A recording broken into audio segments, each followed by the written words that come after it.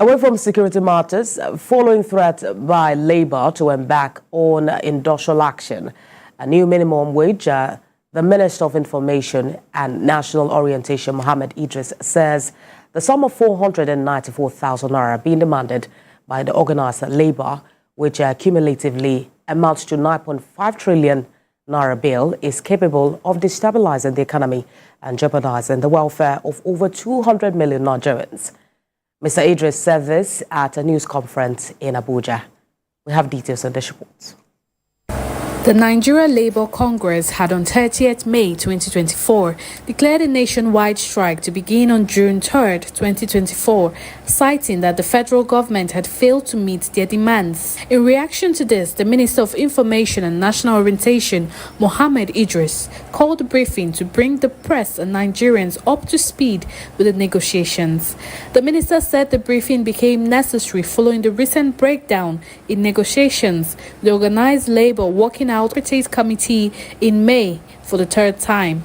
He expressed concern that meeting the labour's demand of 494,000 naira will result in an unsustainable financial burden on the government.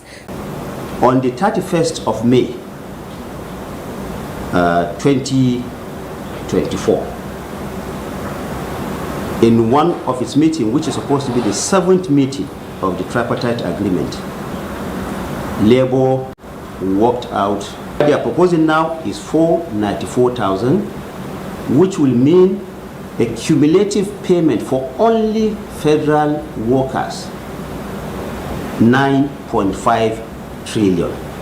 Additionally, Mr. Idris listed some of the efforts the government has made in alleviating poverty in the country, including the agricultural support of sharing 42,000 metric tons of grains to farmers. The federal government has also given a 90% subsidy on health costs for federal civil servants through the NHIS scheme.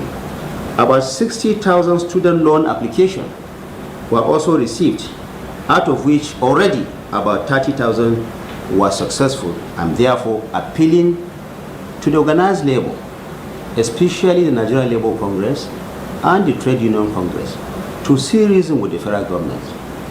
And let me also say that there is a persuasive expectation by Nigerians on the organized labor to see that they return to the negotiating table. The federal government noted that it is working assiduously for the greater good of Nigeria, stressing that a strike would severely disrupt this progress. Uloma Oyemachi, TVC News, Abuja.